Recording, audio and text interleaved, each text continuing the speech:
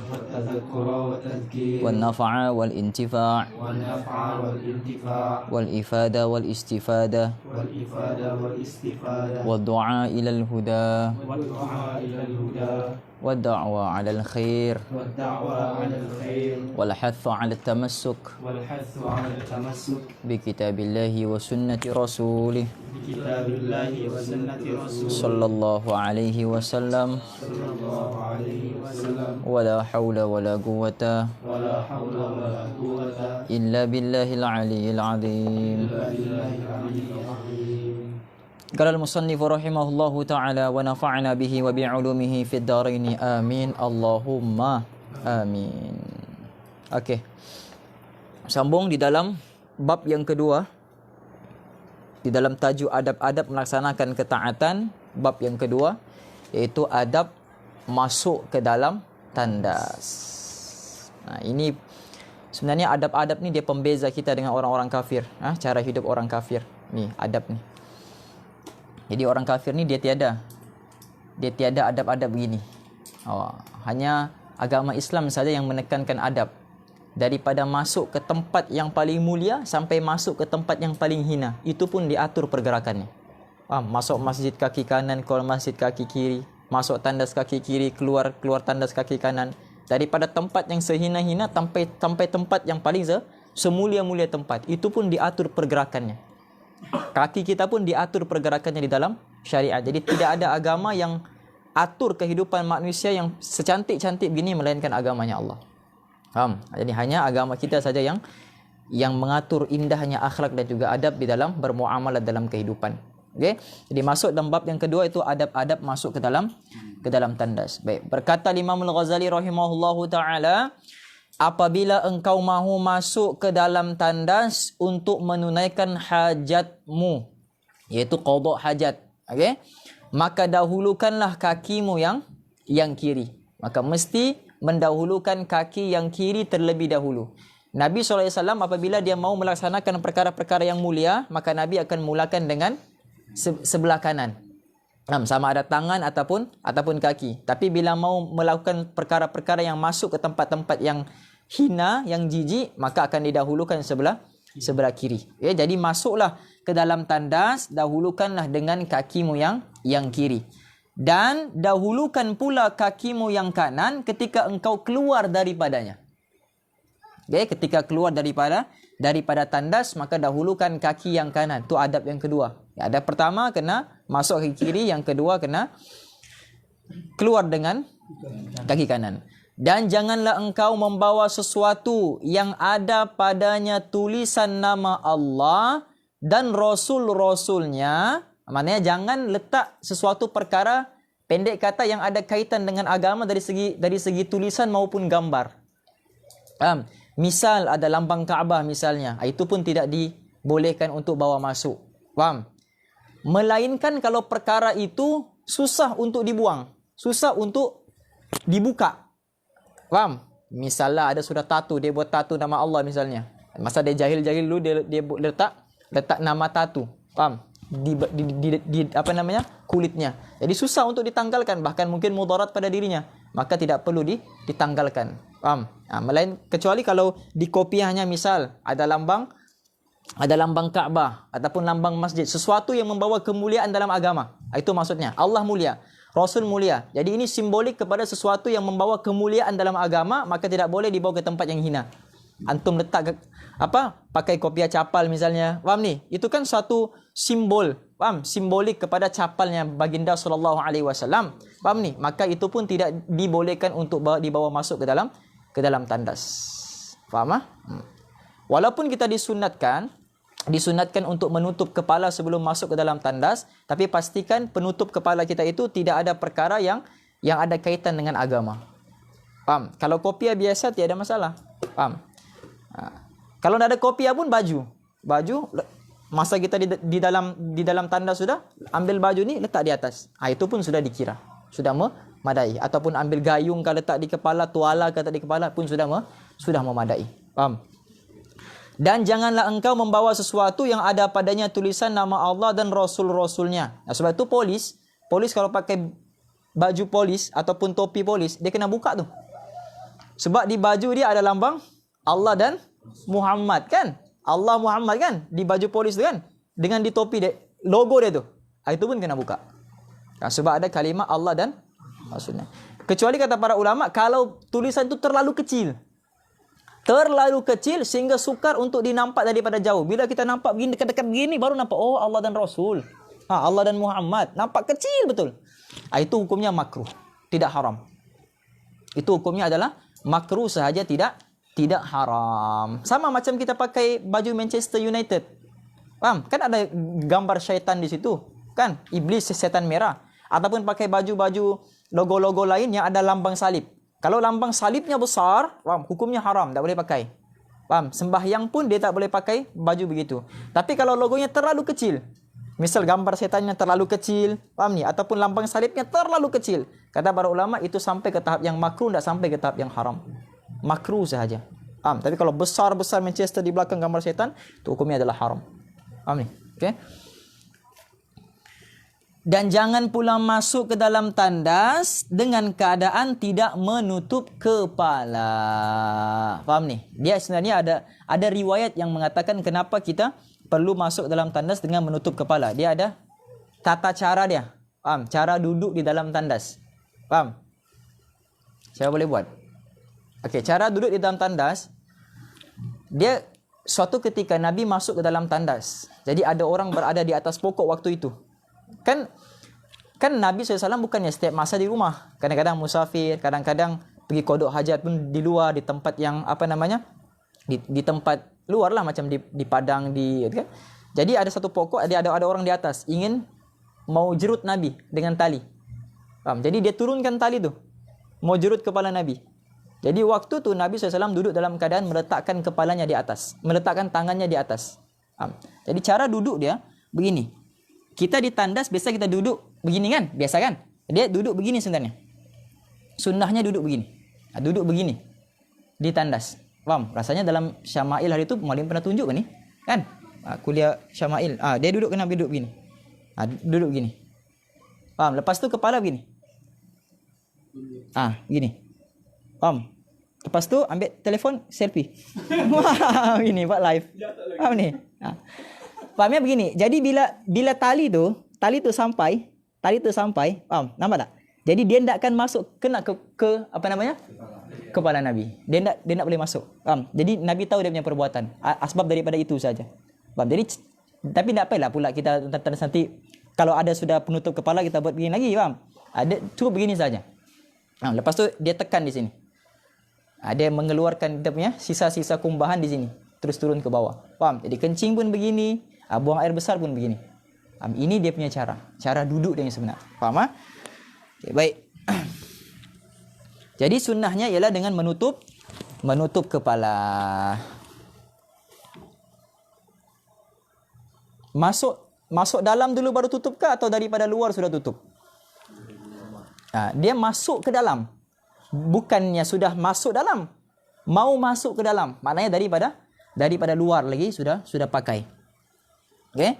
Jangan pula masuk ke dalam tandas dengan keadaan tidak menutup kepala ataupun tidak berkasut. Kenapa? Sebab takut najis melekat di kaki kita. Bila najis melekat di kaki kita, kita keluar daripada tandas, kita berjalan di ruang tamu. Jadi asar najis tu ada di situ. Kesan najis tu ada. Jadi mengganggu kesucian kita dalam melaksanakan ibadah. Takut di situ pula kita sembahyang. Faham ni? Jadi hukumnya akan menjadi tidak sah. Sebab syarat ni mesti tempatnya suci bersih. Okey. Dan baca olehmu ketika hendak masuk ke dalam tandas. Okey. Macam mana caranya ni? Perlukah kita masuk tandas ni berdiri depan? Faham? Di pintu tandas kita berdiri depan. Baca doa. Tak perlu. Kata ulama 7 langkah ataupun beberapa langkah sebelum masuk ke dalam tandas, di situ sudah start berdoa. Faham? Dalam perjalanan tu, mau pergi tandas tu, mau dekat sudah dengan tandas, lebih kurang dalam 7 langkah lagi ataupun 3 langkah lagi, maka di situ sudah kita berdoa. Dan doa ni tidak semestinya disebutkan di lisan, dalam hati pun boleh. Tapi seeloknya dilafaz lah. Tapi jangan terlalu kuat sampai orang tahu yang kita ni mau pergi tandas. Faham ni? Okey, jadi dia hanya disirkan, dirahsiakan ataupun disebutkan di hati kita. Apakah dia punya doa? Bismillahi dengan nama Allah. Nampak perkataan bismillah kan tak boleh masuk di dalam tandas. Jadi maknanya doa ni kena baca di luar tandas. Bismillahi a'udzu billahi minar rijsi najasi al-khabithil mukhbithi asyaitanir rajimi. Ataupun doa yang selalu kita baca tu. Apa doanya? Allahumma inni a'udzu bika minal khubuthi wal khabaithi. Itu pun boleh. Ini pun boleh juga. Faham ni? Maksudnya apa? Bismillah dengan nama Allah. A'udzu billahi, aku berlindung dengan Allah, minar rijsi najisi, daripada kekotoran najis yang keji, yang jahat. Faham? Lagi suka menyuruh kepada kejahatan. Faham ni? Al-khabithil mukhbithi, yang suka mengajak kepada kejahatan. Tu. Asyaitanir rajim, dan daripada syaitan yang terkutuk. Itu dia punya doa. Sama ataupun doa kita Allahumma inni a'udzubika minal khubuthi wal khaba'ith. Itu pun boleh. Dan setelah engkau keluar daripada tandas, okey. Dia terus cerita keluar daripada tandas. Di dalam tandas juga antara adab di dalam tandas iaitu tidak berlama-lama di dalam tandas dan tidak mencari ilham di dalam tandas. Faham? Tidak mencari ilham di dalam tandas. Kita masuk tandas, niat pertama sekali untuk cepat keluar daripada tandas. Bukan mau lama-lama lagi di situ, faham? Menghirup udara yang segar dan sebagainya, faham? Mau cari-cari ilham lagi. Tidak. Misalnya dia tu jemaah tabligh, faham? Disuruh diputus dia bayan maghrib. Faham? Diputus bayan maghrib, faham? Jadi dia pun fikir, apa aku mau bayan nih? Apa aku mau cakap nih? Jadi dia cari ilham dari mana? Di dalam tandas. Tandas ni tempat siapa? Takut-takut ilham yang dia dapat tu bukan daripada Allah tapi daripada syaitan. Sebab tu ada bayan yang macam-macam merepek merapu ni. Sebab dapat apa? Ilham daripada tandas. Faham ni? Okey? Jangan. Tak guna baca kitab-kitab agama ke, yang penting selawat saja. Itu tanda-tanda dia. Faham ni? Contoh kan, tak ada kaitan antara yang ini hidup ataupun yang sudah meninggal. Okey? Kemudian apa lagi? Adab-adab di dalam tandas. Kalau dari segi hukum fiqhnya, tidak bersuara ketika berada di dalam tandas ataupun tidak menyahut panggilan orang yang berada di luar ketika dia sedang qada hajat. Ingat, bukan ketika dia di dalam tandas, ketika dia sedang membuang tu. Faham? Misalnya si Rizki masuk di sebelah, si Amin masuk di sebelah. Faham? Lama tak jumpa, sembang dalam tandas. Apa khabar Min? Alhamdulillah sehat. Macam mana bantuan tadi? Okey juga. Min, kau kerja di mana sekarang? Syamin diam. Lama dia diam. Faham? Dia sekarang. Rupanya dia sedang membuang waktu itu. Faham? Maknanya najisnya keluar waktu itu. Di situ yang makruh. Faham ni? Di situ yang dia bukan haram, makruh. Makruh bercakap-cakap di dalam tandas.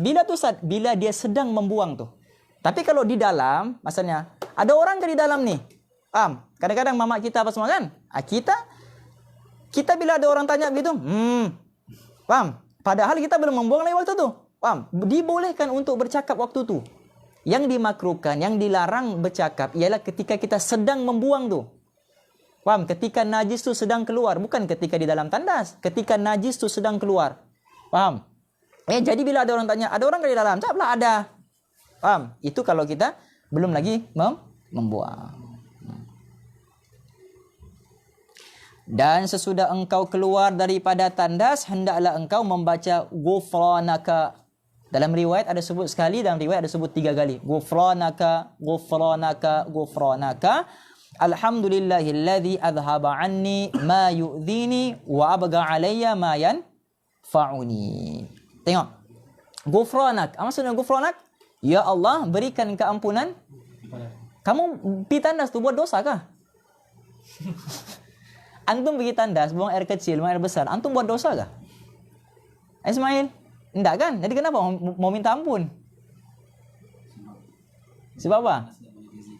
Sebab sahabat Nabi ni, dia setiap saat dalam keadaan zikir. Sampai kan ada sahabat Nabi yang bila masuk ke dalam tandas, terpaksa gigit baju, terpaksa gigit kayu, terpaksa gigit batu. Untuk halang mulut mereka ni daripada berzikir. Mereka 24 hour zikir. Faham? Jadi sahabat ni bila tidak berzikir, itu dikira dosa untuk mereka. Faham? Jadi sebab tu mereka bila keluar tandas, ghufranaka, Nabi ajarkan ghufranaka, ghufranaka, ghufranaka. Minta ampun ya Allah. Sebab dalam tandas tidak boleh berzikir. Sampai begitu, Kita di masjid pun tak berzikir. Faham?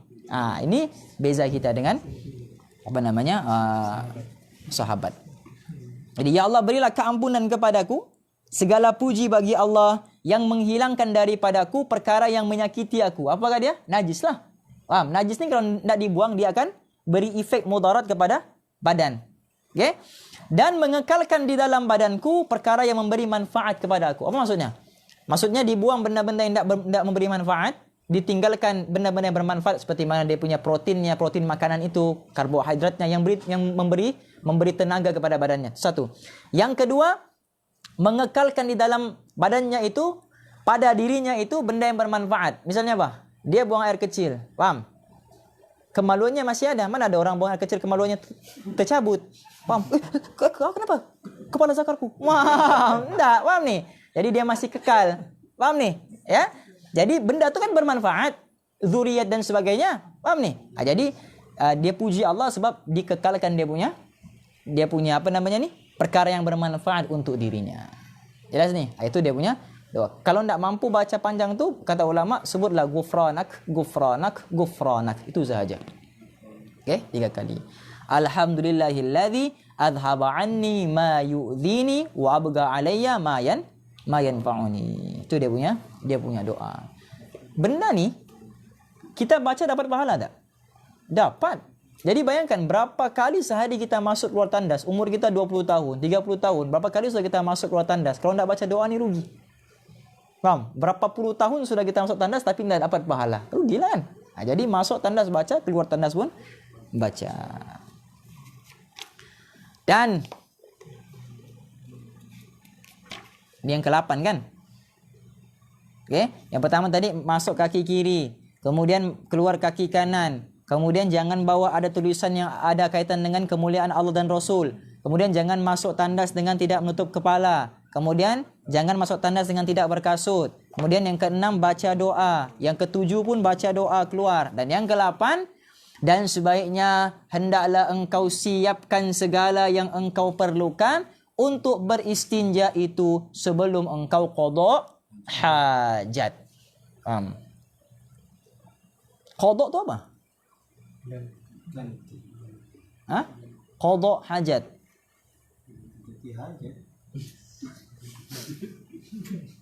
Qada tu apa? Dalam kalimah bahasa Arab, sesuatu perkataan tu dia boleh membawa banyak makna, sama ada berlawanan ataupun bersamaan. Faham? Jadi qada di sini dengan makna tunai. Qada di sini dengan makna tunai. Tunaikan hajat. Tunaikan fitrah dia sebagai seorang manusia.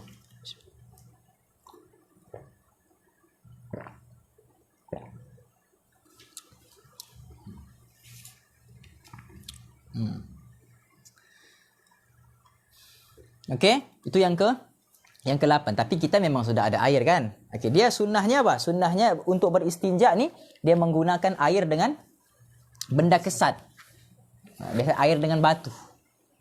Faham? Sebab tu di rumah-rumah ulama-ulama di Tarim, di Yaman, Hadramaut apa semua, dia punya tandas tu ada dua. Sebelah tandasnya untuk buang najis, sebelah tandasnya untuk menghilangkan athar najis, kesan najis.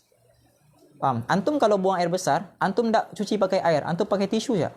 Tisu, lap-lap apa semua, pergi sembahyang jadi imam lagi. Sah tak sembahyang? Sah.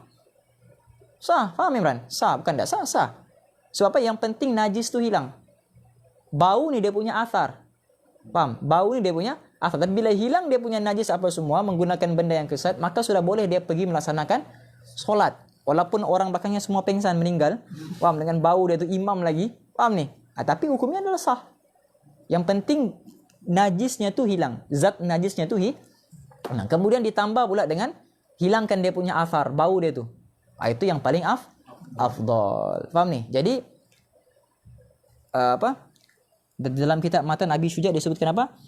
Wal afdalu ay yastanjiya bil ahjari thumma yatba'uha bil ma'i. Yang paling afdal sekali ketika beristinja ialah mendahulukan dengan ahjar, batu. Berapa? Satu ahjar, tiga batu. Faham? 3 batu. Okey? Thumma yatba'uha bil ma'i. Kemudian diikuti dengan air. Maknanya hilangkan dulu dia punya zat, baru hilangkan dia punya athar menggunakan air. Tapi di dalam matan Abi Syuja beritahu, kalau kamu dibagi pilihan antara dua, sama ada menggunakan air ataupun menggunakan batu, dua pilihan ni, mana yang kamu pilih? Fal ma'u afdalu. Maka yang paling afdal ialah air. Sebab batu hanya menghilangkan zat, tidak menghilangkan athar, sedangkan air menghilangkan kedua-duanya sekali. Faham? Okay, jadi benda ke satu macam apa? Batu, apa lagi? Tisu lagi? Daun kering. Faham? Apa? Faham ni? Itu. Jangan antum guna kertas pasir. Faham? Bukan. Kalau antum guna kertas pasir, bukan aja dengan antum sekali hilang. Faham ni? Jangan guna kertas pasir. Ataupun guna roti pula. Roti yang tu kan? Wah, faham? Wah, sandwich. Faham ni? Jangan buat begitu Mak. Kalau kita restoran kan? Jangan apa pedajal begitu pelanggan begitu. Faham jadi guna tisu, guna kertas, guna daun kering dan ataupun batu. Jelas ni. Okey. Kemudian itu yang kalau tadi 8. Jadi antum tulis di situ 8, okey? Yang ke-9, dan jangan engkau beristinja dengan air di tempat qada hajat, dan hendaklah engkau beristibra. Nampak ni? Jangan engkau beristinja dengan air di tempat qada hajat. Sebab itu ulama-ulama dia letak dua tempat. Satu tempat hilangkan zat, satu tempat hilangkan athar. Faham? Tetapi kalau kita ada satu tempat yang memang boleh hilangkan dua-dua sekali, maka diperbolehkan buat dua-dua sekali. Macam tandas kita ni memang sudah ada air dan sebagainya kan? Itu diperbolehkan. Okey.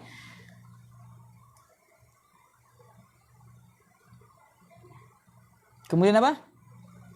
Okey. Kenapa dia larang beristinja dengan air di tempat qada hajat? Kenapa dia larang? Dia begini. Zaman dulu dia punya tandas ni bukan ada mangkuk tandas macam kita yang terus ke bawah ni, tak ada. Sebab tu ada ulama-ulama yang walaupun ulama tapi kerjanya mengangkat najis. Faham? Macam Maulana Maulana Ilyas. Faham? Dia buat masjid apa semua kan? Najis tu bila sudah orang buang air besar, dia angkat najis tu, dia pergi buang. Jadi najis tu jatuh di kepala dia. Tu Maulana Ilyas, Maulana Yusuf apa semua. Tu khidmat diorang. Sebab dulu mana ada yang masuk terus begitu. Faham? Dia kena angkat. Macam kita sekarang ada lori sedut najis tu kan? Kan? Kita panggil apa? Pencacai najis. Apa dia punya istilah tu? Kan? Zaman dulu mah ada begitu. Zaman dulu angkat. Dia ada sediakan tempat. Kemudian bila sudah penuh najis tu, dia akan angkat, letak di dalam tempat tu. Baru orang angkat sama-sama. Buang ke tempat, ke tanah dan sebagainya. Jadi kenapa tidak dibenarkan untuk buang air di situ? Sebab najis ni bila dia tidak kena air, dia punya bau tidak melarat. Faham? Dia punya kesan tempat merebak najisnya tu tidak melarat. Najis tu hanya jatuh di situ saja. Bila kering, baunya hilang. Faham? Tapi bila kamu letak air di situ, dia punya air tu bila sudah mengalir, jadi tempat najis tu semakin banyak, semakin besar. Jadi baunya akan semakin merebak. Anda faham tak ni? Sebab tu zaman dulu dia tidak boleh buang, dia tidak boleh beristinja di tempat dia qada hajat. Tapi macam kita sekarang kan dia sekali. Jadi tidak ada masalah. Faham? Gitu. Dan hendaklah engkau beristibrak. Apa dia istibrak? Melawaskan tu. Maksudnya apa? Daripada air kencing dengan cara engkau berdehem. Istibrak ni maksudnya berdehem lah. Paham? Berdehem. Begitu. Paham? Nah. Terberak sudah. Ingat terkeluar sudah. Begitu. Okey, dia berdehem. Misalnya bila berdehem tu dia punya perut tu akan menekan ke bawah. Itu fungsi dehem. Bukannya antum ni. Faham? Kenapa kau kan artis. Dia mesti di perut. Paham? Di perut. Dia tekan dia punya perut tu. Faham? Supaya keluar dia punya najis. Okey? Dengan cara engkau berdehem dan melalukan jari di bawah kemaluanmu 3 kali. Itu yang ke-10. Melalukan jari itu yang ke-10. Okey? Di bawah kemaluanmu 3 kali. Faham? Maksudnya ini zakar misalnya. Zakar siapa ni? Contoh. Okey? Jangan ketawa. Okey. Ini zakat kan? Okay, jadi dia melalukan daripada atas ke bawah. 1, 2, 3. Supaya apa? Supaya sisa-sisa air kencing yang berada di saluran tu terkeluar. Jadi bila dia dehem, dia akan menekan. Faham? 3 kali ya? 1, 2. Kena ketahuin. 3. Faham? 3 kali saja. Habis kan enggak? Cuba tengok, tekan tu, tekan tu. 3 ambil di atas, Min. Faham? 3 kali siap. Ini kalau antum banyak kali, faham? Air lain yang keluar. Faham ni rezeki? Okey? 3 kali saja. Kenapa Imran? Membayangkan diri sendiri. Teringat. Pengalaman. Di bawah kemaluanmu 3 kali. Dan jika engkau mahu beristinja. Okay, ini yang ke-11 Dan jika engkau mahu beristinja sedangkan engkau berada di tengah padang, maka hendaklah engkau, ni yang ke-11, mencari tempat yang jauh daripada pandangan orang ramai. Supaya apa? Supaya adabnya, supaya tidak tercium baunya dan tidak didengar bunyinya. Okey? Okey. Isteri Nabi yang paling dekat dengan Nabi kan? Dia rekod semua perbuatan Nabi. Sahabat Nabi rekod semua perbuatan Nabi. Tapi antum baca hadis, pernah tak antum dengar hadis Nabi kentut depan isteri dia? Pernah tak? Nabi kentut depan keluarganya ke? Macam mana? Bab bagaimana bunyi kentutnya Nabi. Ada tidak? Dalam kitab hadis? Tidak ada. Faham? Sebab apa? Sebab di antara adabnya tidak mengeluarkan sesuatu yang bau untuk dihidangkan kepada orang lain. Antum depan keluarga antum kentut. Faham? Faham ni? Itu di antara adab dia. Jadi orang yang kentut merata ni sebenarnya tidak beradab. Okey? Tidak beradab. Jadi maknanya Nabi ni tidak pernah kentut depan istrinya. Sentiasa sembunyi. Kita, faham? Sebenarnya kentut depan isteri ni memanjangkan umur rumah tangga. Wah, ni kan? Sebenarnya tidak. Nabi lah yang orang yang paling mulia sekali. Jadi antum jangan terikut dengan budaya barat. Kajian menunjukkan yang kentut depan isteri lebih romantik dan sebagainya. Antum jangan ikut kajian barat, ikut kajian agama. Faham? Okey? Di bawah kemaluanmu 3 kali. Kenapa? Itulah, tunggu si Amin. Bismillah. Dan mana tadi? Powerbank tadi kan? Tak, powerbank isteri Malim. Oh, isteri. Ya, bagi tahu. Isteri yang pertama. Okey, mencari tempat yang jauh daripada pandangan orang ramai supaya tidak tercium baunya dan tidak didengar bunyinya. Jadi itu yang ke-11. Faham ni? Okey. Dan zaman dulu dia malah tandas kan? Dia kadang-kadang kencing di padang. Ini di antara adab kalau kencing di luar. Kencing di padang. Tidak boleh menghadap kiblat ataupun membelakangi kiblat. Itu adab dia. Okey? Tidak boleh menghadap kiblat ataupun membelakangi al-qiblah. Sebab apa? Sebab kiblat tempat yang mulia. Allah. Ini mau habis sudah ni, Min. Lisas. Ada extension kan? Ada extension Malim di atas, Min. Di luar tu, di depan kitab tu, satu extension panjang warna biru. Warna putih. Pergi ambil. Dengan kepala cas sekali. 2. Kepala cas 2.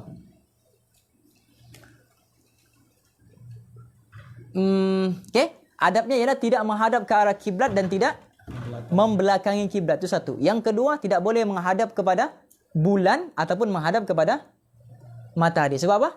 Sebab dua-duanya itu tanda kebesaran Allah. Jadi tidak boleh menghadap ke arah bulan ataupun menghadap ke arah matahari. Sebab dua-duanya di antara tanda-tanda kebesaran Allah. Sampai macam tu sekali agama ajar kita untuk beradab. Faham ni? Itu kalau di tempat yang lapang. Kalau tempat yang tertutup tak ada masalah. Faham? Misal kita menghadap ke arah kiblat tapi tempat tertutup, ada dinding, itu tak ada masalah. Faham? Sebab tertutup. Yang jadi masalah kalau terbuka tanpa ada penghadang. Okey?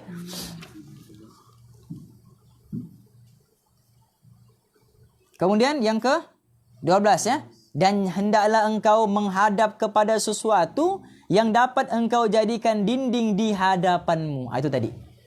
Okey, kena ada sesuatu macam kita sembahyang kena ada apa dipanggil?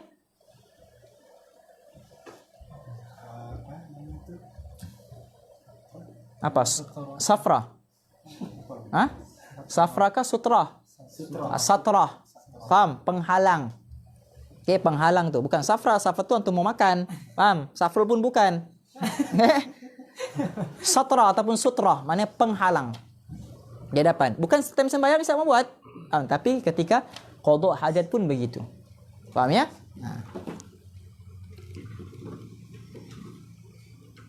Tapi janganlah pula sudah ada dinding, antum bawa pelewet pula masuk tandas. Faham? Jangan terlampau bertakwa. Itu takwa yang salah-salah. Kenapa? Kena ada penghadang. Faham? Jadi tidak perlu sebab sudah ada dinding. Sini, Bah. Ini, Bang. Tak boleh sini. Biarlah maning. Iya, panjang juga kan.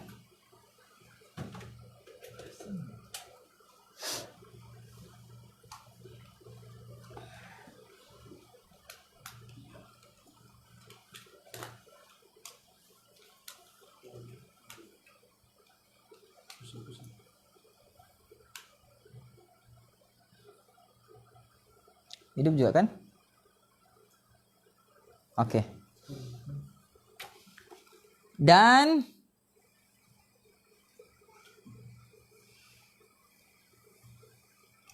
mana tadi tu? Jangan, okey. Yang ke-13 kan? Okey, dan janganlah engkau membuka auratmu sebelum engkau sampai ke tempat duduk. Duduk ni maksudnya duduk di dalam tandas lah. Dan jangan engkau menghadap ke arah al-qiblah. Itu macam tadi Mani bagi tahu. Okey? Jadi yang ke-13 jangan membuka aurat sebelum engkau sampai ke tempat duduk. Maksudnya sebelum engkau masuk ke dalam tandas tu maksudnya. Okey, sebelum engkau masuk ke dalam tandas, ke dalam tempat buang qada hajat. Okey? Kemudian dan janganlah yang ke-14 dan janganlah engkau menghadap ke arah kiblat. Itu yang keberapa? Kan? Matahari dan juga bulan. Okey. Kemudian yang ke-16. Dan janganlah pula engkau membelakangkan yang demikian itu. Itu yang 15 tadi ya. 15. Yang ke-16. Dan janganlah engkau qada hajat di dalam air yang tenang atau di bawah pokok yang berbuah. Okey. Yang ke-16 tidak boleh qada hajat dalam air yang tenang. Sebab apa? Kenapa tidak boleh qada hajat di tempat air yang tenang? Misal antum nampak apa namanya? Tasi. Kan? Tasi kan dia tenang kan? Antum berak di situ, antum kencing di situ. Kenapa tidak boleh? Sebab? Hah? Apa kau cakap tadi? Sebab dia akan menjadi bau. Sebab dia tidak mengalir. Itu yang dimakruhkan. Dia jangan di sini maksudnya makruh ya, bukan haram, makruh. Okey, bukan jangan haram tu tapi jangan makruh. Bersifat makruh. Di dalam air yang tenang, maksudnya sebab akan menimbulkan mudarat. Faham? Mudarat daripada segi bau ataupun mudarat dari segi penyakit dan sebagainya. Okey? Jadi dia kena di tempat air yang mengalir. Apa lagi Ustaz? Ataupun di bawah pokok yang berbuah. Sebab apa? Kenapa tidak boleh kencing ataupun buang air besar di bawah pokok yang berbuah? Bukan sebab memasukan pertumbuhan. Faham? Antum dia punya antum kadang-kadang baja tu pun daripada najis binatang. Faham? Jadi itu tidak ada kaitan tu. Membantutkan pertumbuhan pokok ke apa. Bahkan lagi segar pokok sebenarnya kalau antum kencing berak di situ. Faham? Dia sebenarnya sebab dikhawatiri buah tu jatuh ke najis antum. Faham? Dikhawatiri buah tu jatuh ke tempat najis antum. Contohlah kamu kencing di bawah. Kan? Tiba-tiba buah mangga jatuh di bawah. Di air tu. Kemudian kamu tak nampak buah tu. Bila sudah kering dia punya air kencing, kering juga air kencing yang melekat di mangga tu, baru antum ambil tu. Faham? Satu muka antum pun macam muka air kencing. Faham? Sebab apa? Sebab antum makan hasil daripada sisa air kencing tu. Faham? Bukan membantutkan pertumbuhan Mazlan. Ini bukan sains. Ya ini. Faham ya? Sebab takut buah tu jatuh ke najis tersebut. Yang keberapa nih? Dan jangan pula di dalam lubang. Di dalam lubang. Isi nih, jangan nih, semua ada di dalam kitab Matan Abi Syuja. Matan Ghayat wa Taqrib. Paham? Semua ada nih. Lubang nih, dia ada dua. Paham? Satu, mustadir. Lubang yang besar, tapi tidak dalam. Oke? Satu mustatil. Lubang yang kecil, tapi dalam. Paham?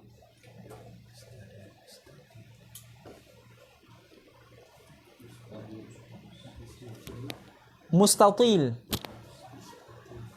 Tadi pada perkataan tawilun.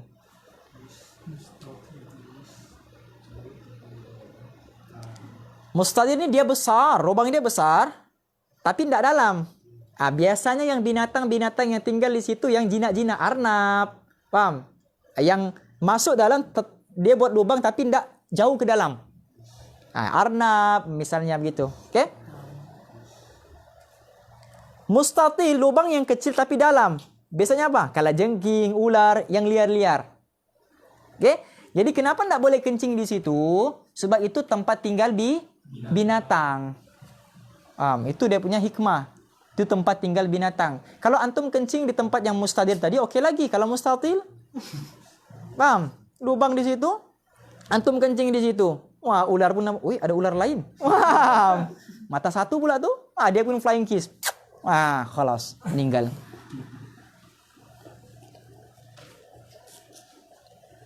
Oke, jadi sebab itu tempat tinggal binatang. Jadi kalau antum buka kitab Matan Abi Syuja, Matan Ghayat wa Taqrib, ada sebut benda ni.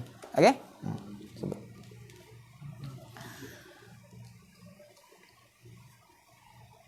Dan jauhilah daripada yang keberapa nih? 19 kan? 18. Dan jauhilah daripada kencing di tanah yang keras. Kenapa? Sebab takut terpercik.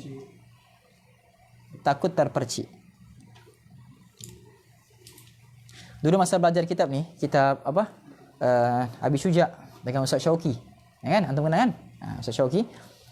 Dia kata, kalau antum mau tahu macam mana percikan air, antum beli kertas minyak. Tahu kertas minyak kan? Buat macam sarung, lepas tu lubangkan di tengah, kasih keluar zakar antum situ. Lubangkan, lepas tu antum pegang zakar tu. Di antara adab juga pegang zakar dengan tangan kiri. Wala yatamassah dzakarahu bi yaminik. Jangan pegang zakar dengan tangan kanan. Kemudian antum kencing di tempat yang keras. Jadi percikannya tu antum boleh nampak berapa banyak yang melekat di kertas minyak tu. Paham? Memang sangat banyak. Itu masa belajar dengan Ustaz Syauqi. Di situ dilarang kencing di tempat yang keras sebab takut memercik. Daripada kencing di tanah yang keras ataupun di tempat yang bertiup angin. Sebab apa? Sebab takut baunya itu sampai kepada orang. Ini hendak di mana ada kipas, di situ juga antum kentut. Paham? Itu tidak beradab. Kerana ditakuti akan terkena percikannya, seperti sabda Rasul sallallahu alaihi wasallam, inna ammata adzabil qabri minhu. Sesungguhnya kebanyakan siksa kubur adalah berpunca daripadanya. Yaitu apa? Daripada sebab tidak berhati-hati dalam bersuci daripada najis. Sebab itu antum kena angkat kain antum tu ketika qada hajat. Yang seterusnya, dan hendaklah engkau duduk ketika qada hajat itu dengan memberatkan sebelah kakimu yang kiri supaya lebih mudah keluar najis. Itu. Macam yang antum buang tadi. Kalau buang air kecil, duduknya sebelah. Kalau buang air besar, duduknya sebelah. Memberatkan sebelah kiri pula. Faham? Gitu.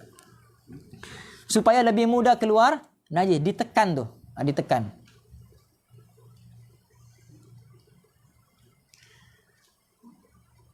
Dan janganlah engkau kencing di dalam keadaan berdiri kecuali ketika darurah. Misal di dalam hutan, antum pergi hutan, faham? Antum tak tahu apa yang ada di bawah. Kalau antum duduk takut tercucuk ke dan sebagainya, kena bunga yang ada racun ke, faham? Ada ular lagi ke, ada kalajengking ke dan sebagainya. Faham ni?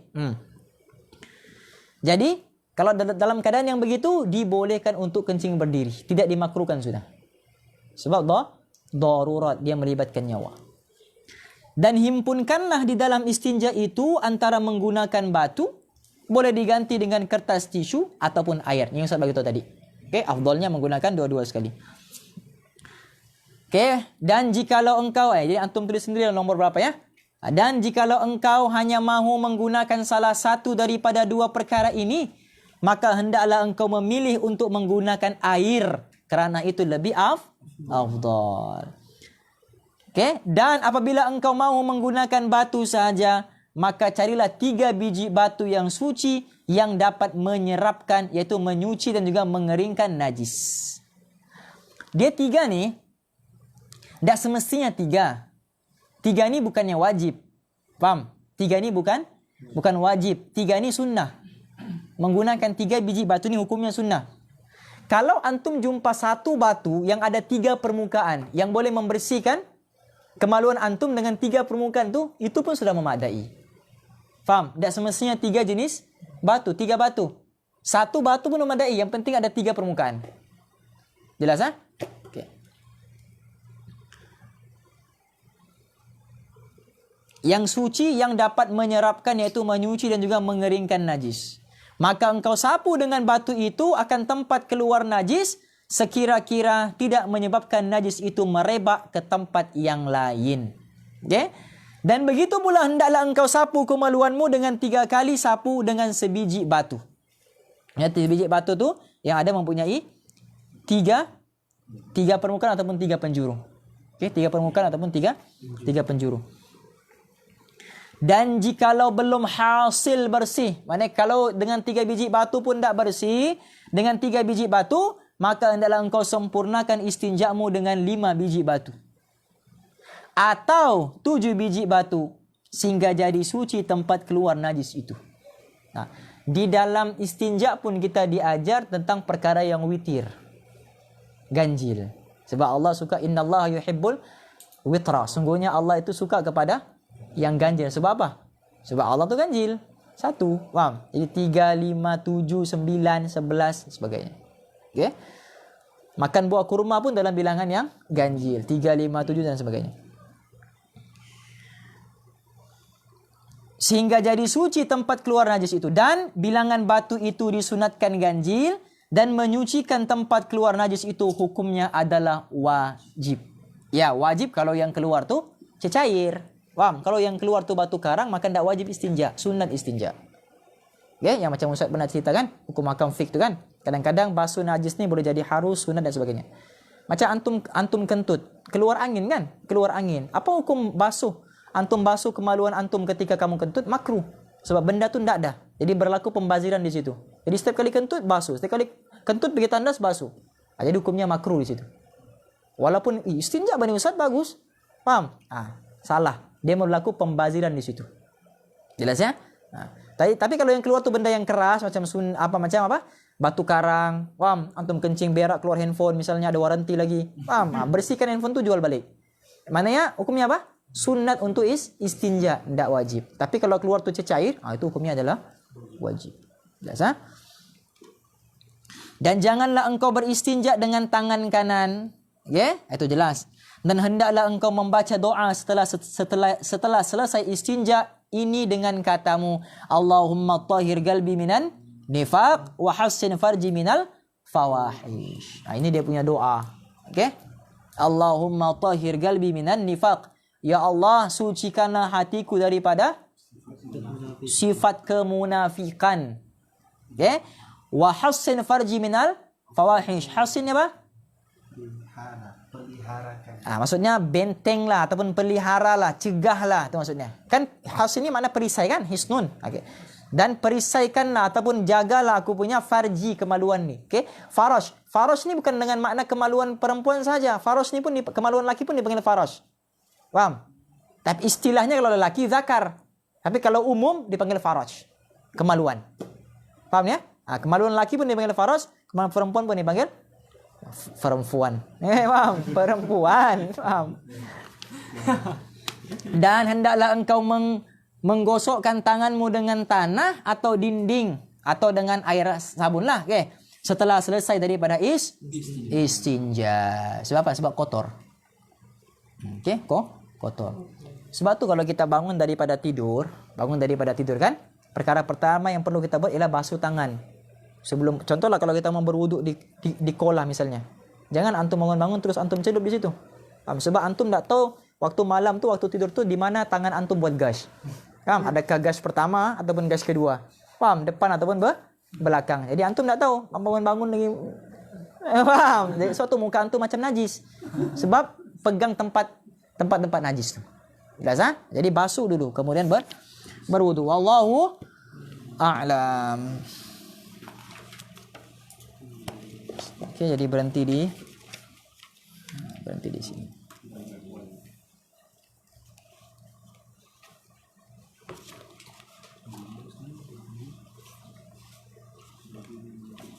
Jam berapa sekarang nih? 8.52. Bismillah.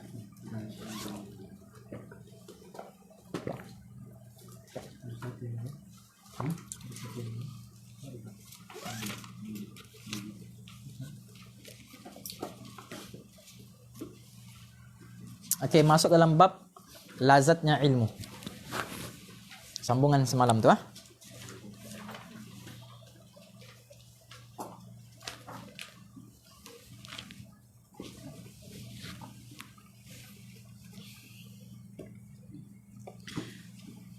قال المصنف رحمه الله تعالى ونفعنا به وبعلومه في الدارين آمين اللهم آمين. يلا. ومن وجد لذة العلم والعمل به قلما يرغب فيما عند الناس. أنشدنا شيخ الإمام Man wajada ladzatal ilmi, barang siapa yang telah menemui lazatnya ilmu. Antum cari. Ada, coba sudah. Coba. Kau surat berapa? Enggak ramen. 10. Coba iki 10. Kau surat 10. Yang guna kitab peta penuntut? Engkau surat berapa? Antum kitab apa? Urdu. Hah? Peta penuntut Jawi. Engkau surat berapa? Oh sama ya? Angkat ke-8 daripada bawah. Angkat ke-6. Antum ini ada dia punya matan Arab kah? Oh enggak ada. Jadi antum baca daripada mana? Oh daripada situ. Okey tamam. Okey jumpa. Okey. Man wajada ladzatal ilmi wal amali bihi, barang siapa yang telah menemukan kelazatan ilmu dan kelazatan amal menggunakan ilmu. Itu maksud dia. Bukan kelazatan amal semata-mata tanpa ilmu. Amal semata-mata tanpa ilmu tak ada lazatnya. Bahkan akan menjadi bosan, boring. Sebab tak ada ilmu yang dia tahu. Okey? Yang dimaksudkan di sini wala amali bihi ialah beramal dengan ilmunya itu. Okey? Gallama yargabu fima indan nasi. Maksudnya apa? Maka dia akan semakin asing dengan manusia. Itu maksud dia. Okey? Dia akan semakin asing dengan, maksudnya dia akan kurang bergaul dengan manusia. Dia akan banyak bergaul dengan Allah. Itu maksud dia. Siapa yang beramal dengan, yang sudah merasa lazatnya kemanisan dalam beribadat dan beramal dengan ibadat dengan ilmunya, maka dia akan terasa asing dengan manusia. Ustaz lupa ada satu pepatah Arab di dalam kitab Munabbihat tu, dalam kitab Nasaihul Ibad pun ada sebut. Okey, lupa sudah Ustaz dia punya matan Arab tu.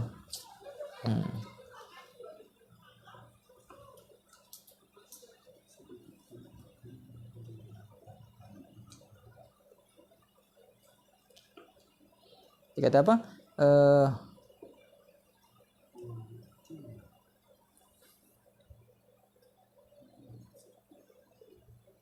Ustaz ingat ujungnya siap?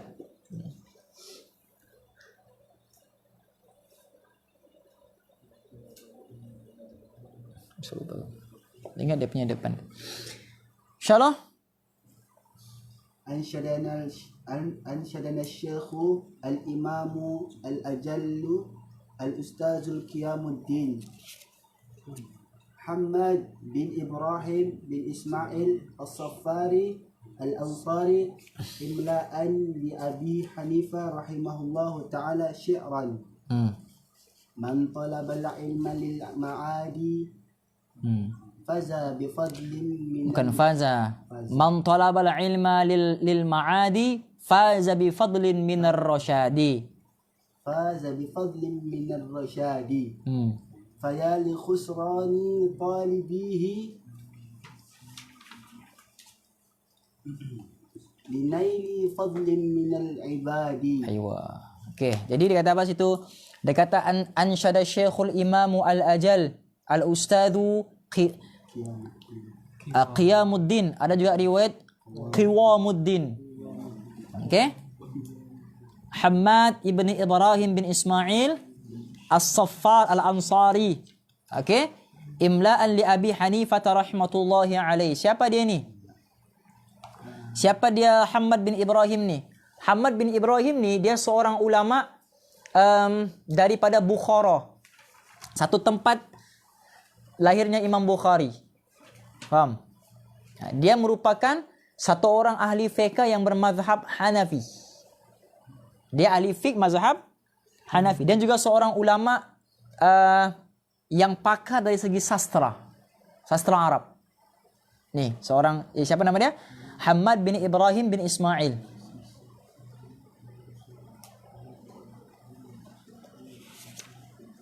Okey?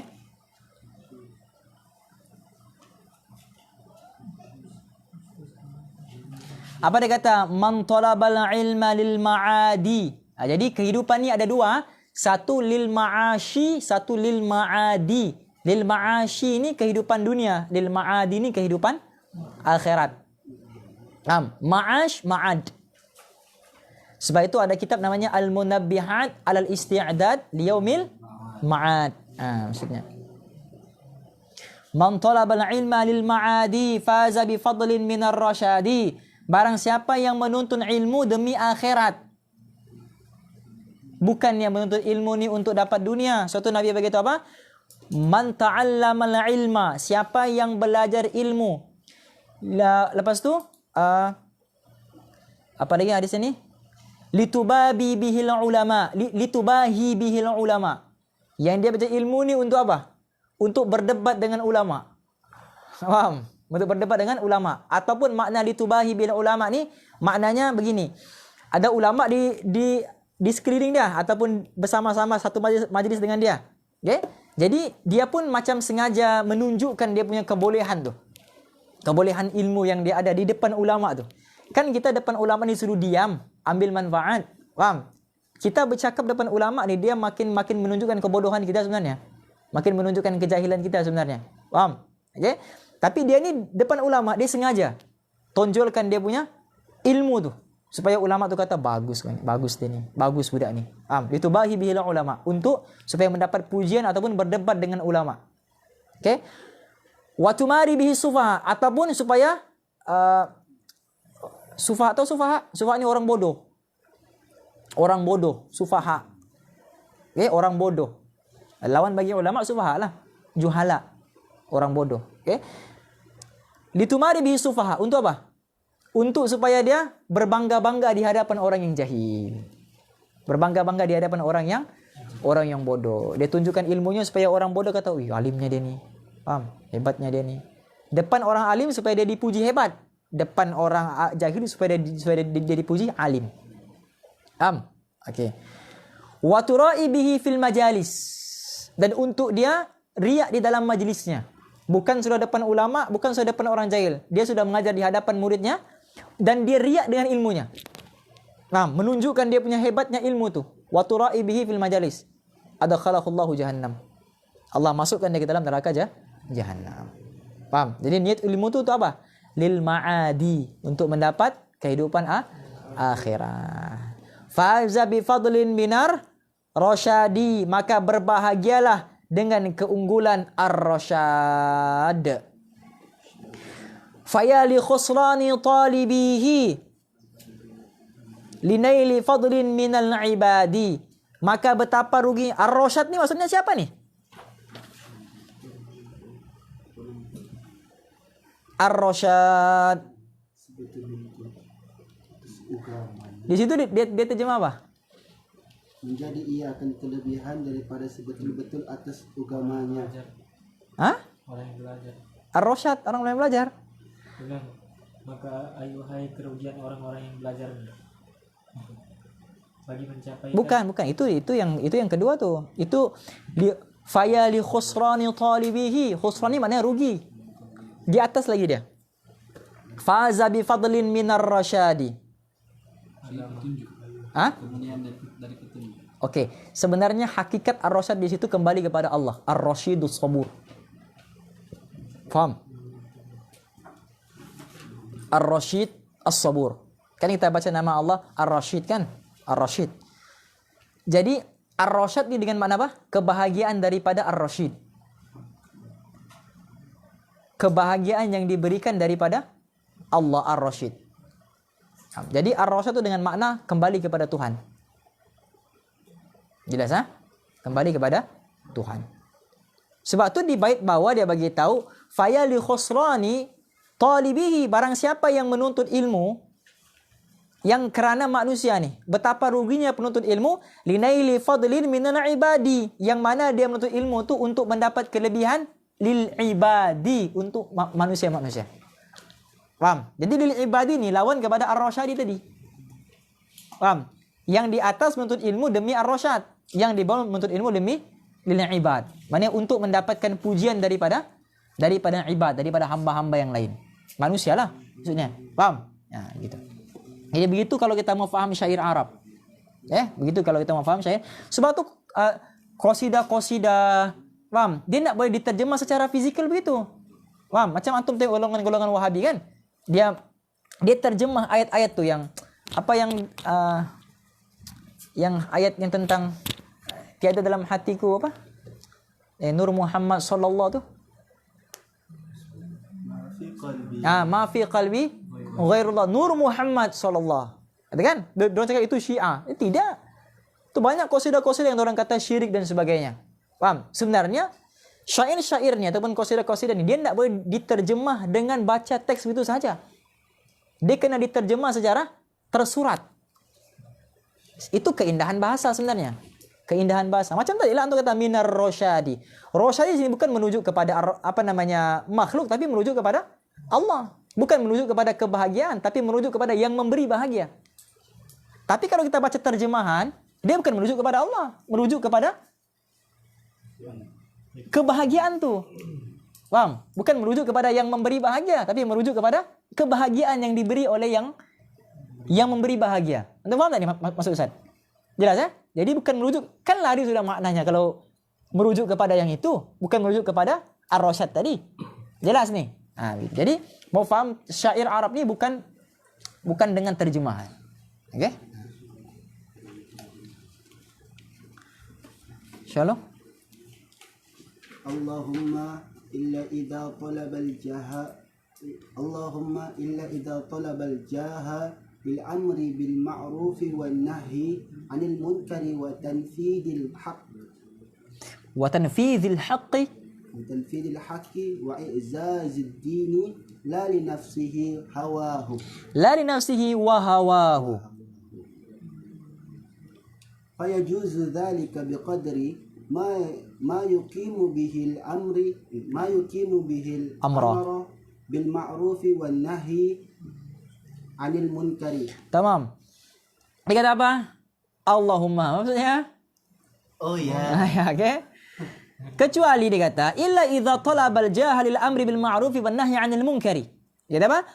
Kecuali jika dia mencari keadaan ataupun pekerjaan yang dia lakukan untuk amal ma'ruf dan juga nahi mungkar. Wa tanfidil haqqi, ataupun dia untuk memperjuangkan kebenaran. Wa izazid dini, ataupun untuk mengagungkan agama. La li nafsihi wa hawahu, bukan untuk menuntut ilmu tu bukan untuk dia kepentingan hawa nafsu ataupun kepentingan li nafsihi ni kepentingan diri, hawahu ni kepentingan hawa nafsunya. Tu lain. Okey? Kepentingan diri ni yang luaran. Antum dobit situ, li nafsihi ni kepentingan luaran, hawahu tu kepentingan dalaman. Li nafsihi ni maksud kepentingan diri ni maksudnya apa? Maksudnya dengan agama dia belajar ni dia boleh dapat harta, dia boleh dapat kenderaan yang mewah, itu maksud dia. Paham? Pangkat yang besar, itu untuk li nafsi. Tapi kalau hawahu supaya orang pandang, supaya orang puji, beriak di hadapan manusia, itu hawa.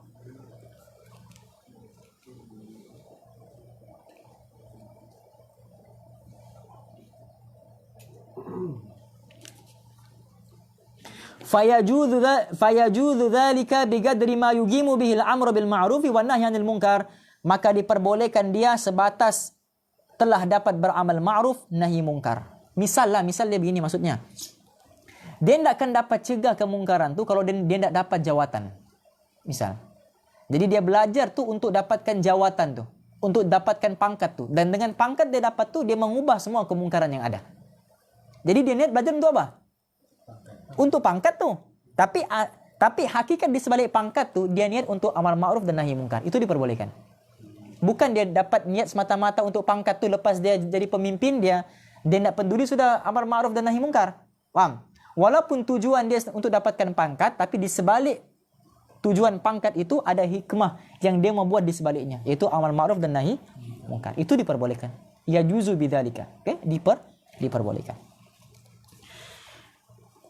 Insyaallah wa yanbaghi lit-talibil ilmi ay yatafakkaru fi dzalika fa innahu yata'allamu al-ilmi bijahdin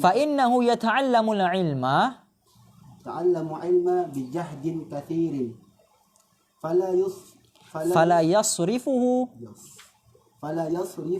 ila ad-dunya al-haqirati al-qalilatil faniyati syi'run. Mana boleh dia berhenti di faniyati. Mana boleh syi'run apa? Dia berhenti di qalilatil faniyati. Berhenti.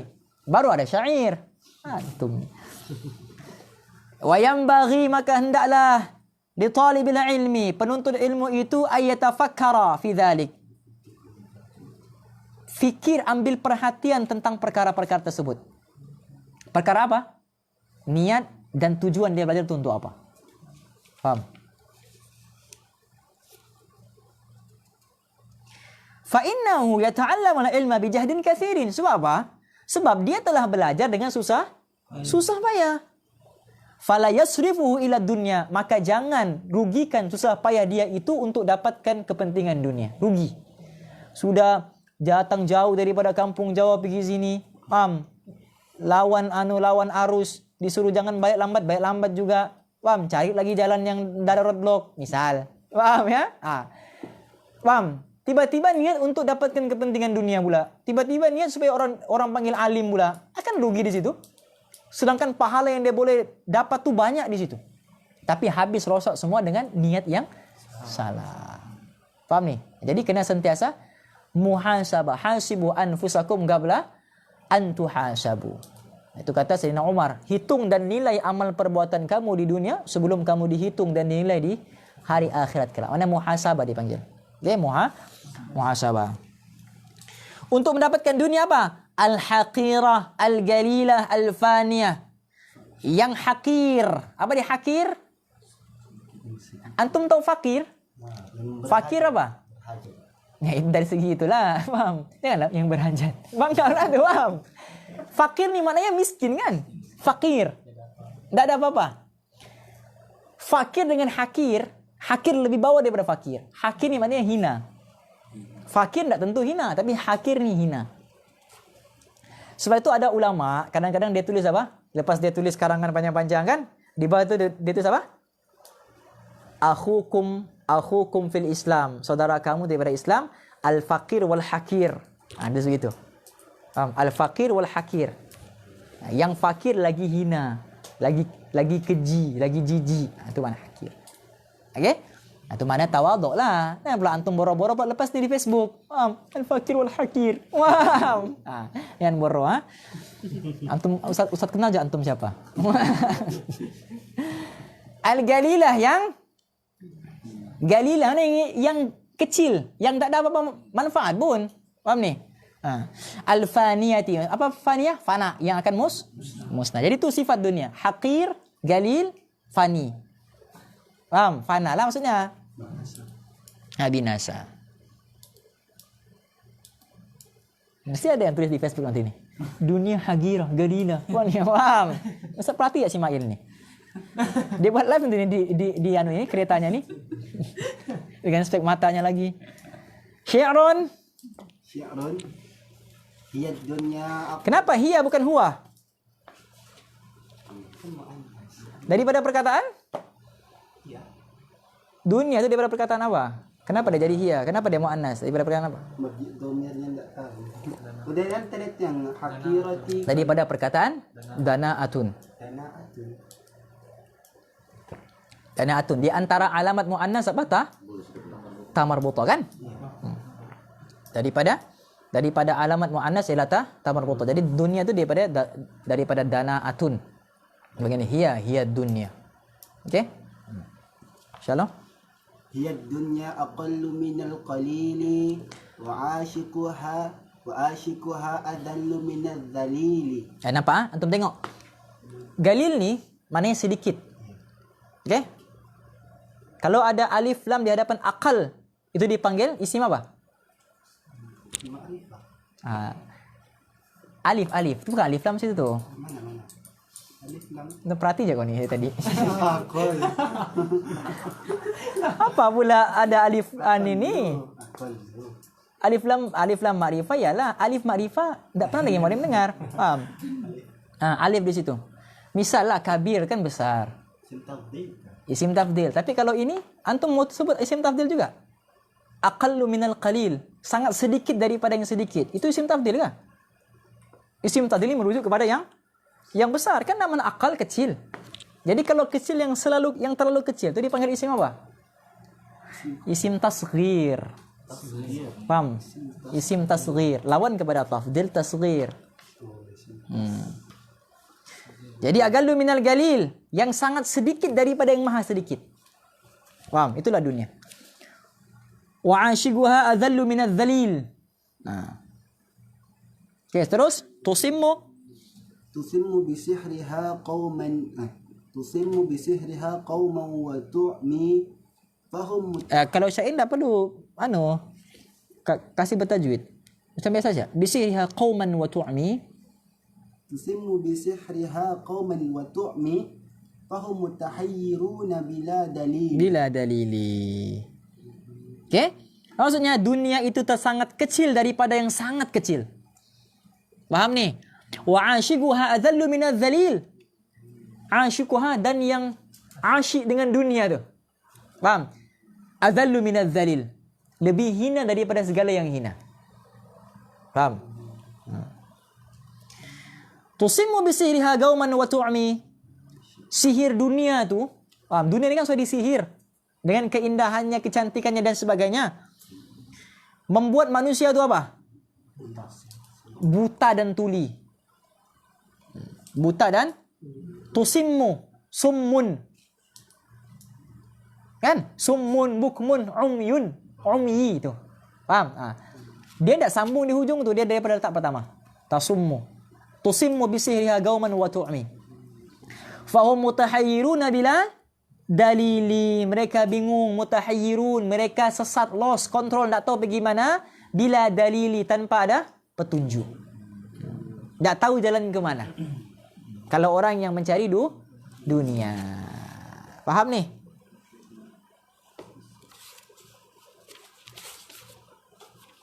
InsyaAllah. Jam berapa saya? 9.30 berhenti. 9.15. Okey, InsyaAllah. Wayanbaghi li ahli ilmi. Okey. Ini kalau dalam kitab Malim dia sebut apa pantangnya orang berilmu ni.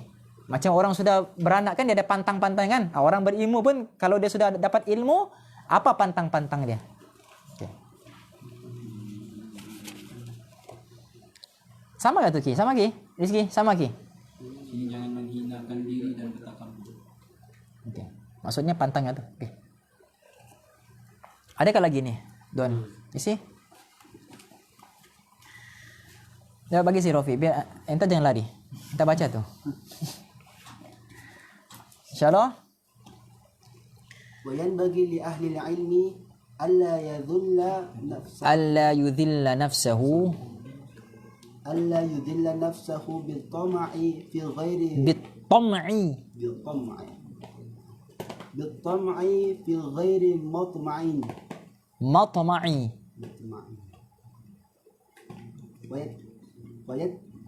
wa yahtariza amma fihi sini yataharaza watahka wayah wayahtarizu wayahtariza. Dari sini Ustaz dia ada huruf ta. iya Maksudnya wayahriza. Wayataha. yataharaza zai Oh, maksud yang sama tuh masalah. amma fihi Madhallatul ilmi. wa ahlihi wa yakuna Oke, insyaallah. Jawab. Wa yanbaghi li ahli ilmi alla yadhilla nafsahu bit-tam'i fi ghairi al-matma'i. Orang yang berilmu itu maka hendaklah dia la yudhilla nafsah, tidak mencemarkan dirinya. Paham? Tidak mengotori dirinya sendiri bit-tam'i dengan sifat tamak terhadap apa? Dunia. Itulah maksudnya. Bukan tamak dengan ilmu, tidak. Tamak dengan dunia. Fi ghairil matma'i, terhadap sesuatu yang tidak patut pun ditamakkannya. Itu terjemahan dia. Okay? Dia tidak boleh tamak terhadap sesuatu yang tidak patut ditamakkan. Dia mesti letakkan tamak dia itu di tempat yang perlu ditamakkan. Jelas ha? Okey. Wa yahtariza amma fihi madhallatul ilmi wa ahlihi, dan hendaklah pula dia menjaga dirinya dari perkara-perkara yang madhallah, yang menghinakan ilmunya. Faham? Dan juga ahli ilmunya. Jangan disebab dia ahli ilmu ni maksudnya gurunya tu. Guru yang dia belajar ilmu tersebut. Dia belajar ilmu, kemudian daripada gurunya masyhur dengan kewarakan gurunya, keadiman gurunya. Tiba-tiba ada muridnya mencemarkan nama baik gurunya dengan perangai yang tidak bagus. Faham? Dengan perangai yang tidak elok. Belajar Quran tapi misalnya contoh dia belajar madrasah, tiba-tiba balik daripada madrasah cuti jalan kampungnya sambil hisap rokok dengan rambut yang bedai. Faham? Dia mencemarkan nama gurunya sendiri. Mencemarkan ilmunya tu. Faham? Nah. Itu dipanggil apa? Dipanggil tidak thiqah dengan ilmunya. Misal Habib Ali Zainal Abidin, Habib Ali, tiba-tiba antum jumpa di bandar Habib Ali. Faham? Pakai jeans, pakai topi, capal. Faham? Pakai baju biasa. Apa perasaan antum tengok Habib dalam keadaan begitu? Tak thiqah lah sudah kan? Pakai jeans sudah. Walaupun tak salah, tapi kita nampak tu macam lari. Lari sudah daripada yang dia yang asal. Itu pun dipanggil sudah tidak thiqah. Faham ni? Begitu. Jadi itu pun langsung sebenarnya telah menghinakan ilmunya dan ahli ilmunya. Jelas ni?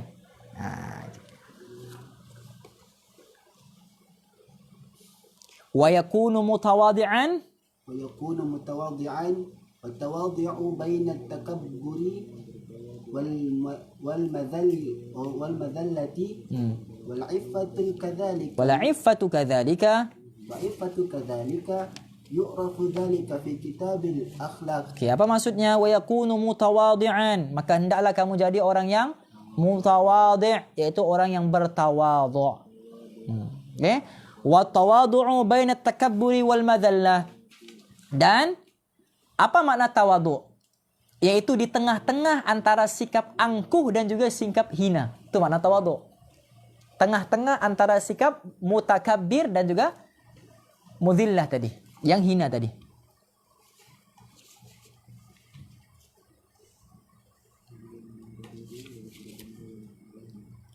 Wala iffatu kadzalika, begitu juga sikap iffah. Iffah ni apa? Menjaga maruah dirinya. Okey, menjaga maruah dirinya. Penuntut ilmu tu perlu ada sifat iffah, menjaga maruah diri.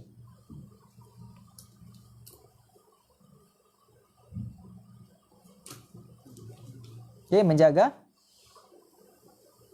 Okay, hilang maruah. Misal macam Habib Ali tadi kan. Tak thiqah dan hilang muruah. Hilang maruah.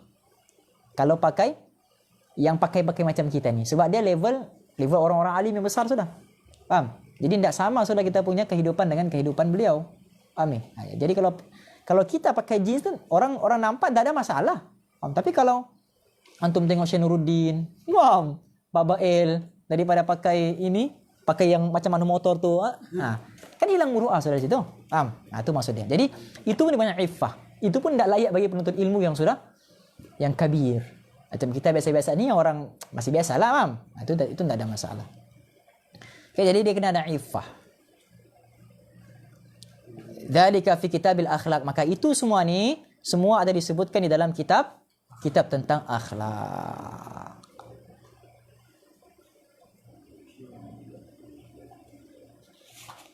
Sambung. Wallahu a'lam.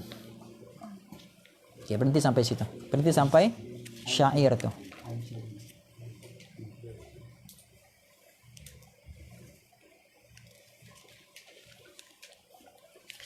Moga-moga Allah bagi taufik kepada kita untuk sama-sama kita ambil i'tibar, kita amalkan dan kita. Bismillahirrahmanirrahim. Nawaitu ta'alluma wa ta'lim wa tadhakkura wa tadhkir wal nafa'a wal intifa' wal ifada wal istifa' wa du'a ila al huda wa da'wa 'ala al khair wal hatha 'ala at tamassuk بكتاب الله وسنة رسوله صلى الله عليه وسلم ولا حول ولا قوة إلا بالله العلي العظيم اللهم ارزقنا رؤية النبي المصطفى صلى الله عليه وسلم في الدنيا والآخرة وخصوصا في هذه الليلة في منامنا. Ya Allah, kurniakanlah kami untuk melihat wajah kekasihmu Nabi Muhammad sallallahu alaihi wasallam di dunia dan juga di hari akhirat, khususnya pada malam ini dalam mimpi-mimpi kami, khususnya pada malam ini dalam mimpi-mimpi kami, khususnya pada malam ini dalam mimpi-mimpi kami. Rabbana atina fid dunya hasanah wa fil akhirati hasanah wa qina adzabannar. Wa sallallahu tabaraka wa ta'ala ala khairi khalqihi sayyidina Muhammad. Subhana rabbika rabbil izzati amma yasifun wa salamun alal mursalin walhamdulillahi rabbil alamin. Amin Allahumma amin. Hada billahi taufik. Assalamualaikum warahmatullahi wabarakatuh.